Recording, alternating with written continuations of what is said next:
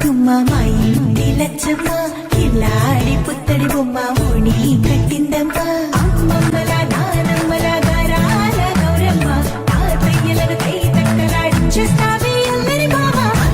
వచ్చామే నీ పండుగకి ఇక అడుగడు గడుగు ఆనందం ఆనందం ఆనందం ఆడిద్దాం ఆడినే ఇక అడుగడు సంతోషం సంతోషం ప్రతి వసమే